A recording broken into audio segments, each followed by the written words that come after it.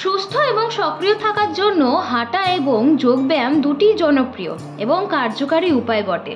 তবে কম সময়ের মধ্যে কোনটি বেশি উপকারী হবে সেটা নির্ভর করছে ব্যক্তির স্বাস্থ্যগত চাহিদা এবং লক্ষ্যের উপর। হৃদরোগের ঝুঁকি কমাতে ও ওজন নিয়ন্ত্রণে হাঁটা। যদি মূল লক্ষ্য হয় ক্যালোরি খরচ করা এবং হৃদযন্ত্রের স্বাস্থ্য ভালো রাখা, তবে হাঁটা একটি মাত্র আদর্শ ব্যায়াম। 30 মিনিট দ্রুত হাঁটলে হৃদস্পন্দন বাড়ে এবং রক্ত সঞ্চালন উন্নত হয়, যা উচ্চ রক্তচাপ এবং হৃদরোগের প্রতিরোধে সাহায্য করে। গতি এবং ওজনের উপর নির্ভর করে প্রায় 120 থেকে 180 ক্যালোরি পর্যন্ত পোড়ানো সম্ভব। হাঁটা পেশির কর্মক্ষমতা বাড়িয়ে মেটাবলিজম উন্নত করে, ফলে ওজন কমানোর প্রক্রিয়া ত্বরান্বিত হয়। যদিও হাঁটা ওজন কমাতে কার্যকর, তবে এটি শরীরের নমনীয়তা বা সামগ্রিক শক্তি বাড়ানোর ক্ষেত্রে তেমন একটা কার্যকর নয়। জয়েন্টে স্থিতিস্থাপকতা বৃদ্ধি করে, যা হাঁটুর ব্যথা বা বাতের সমস্যা কমাতে সাহায্য করে। বডি ওয়েট ব্যায়ামের মাধ্যমে বাহু, পা ও পিঠের পেশি শক্তিশালী হয়, যা হাঁটায় সম্ভব নয়। শরীরের অভ্যন্তরীণ শক্তি এবং ভারসাম্য বাড়ায়, যা দীর্ঘমেয়াদে শরীরকে সুস্থ রাখতে সাহায্য করে।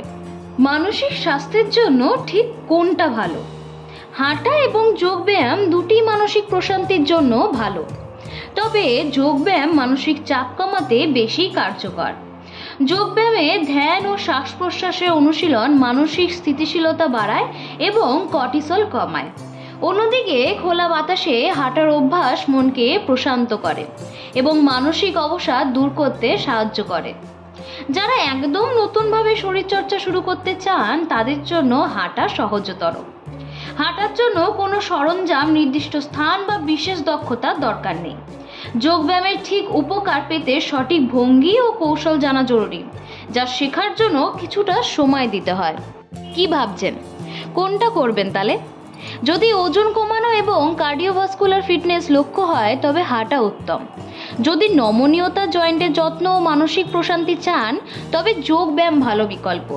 তবে দুটিই উপকারী। যদি সময় পাওয়া যায়, তাহলে সপ্তাহে কয়েকদিন হাঁটা এবং কয়েকদিন যোগব্যায়াম করলে সর্বোত্তম উপকার পাওয়া যেতে পারে।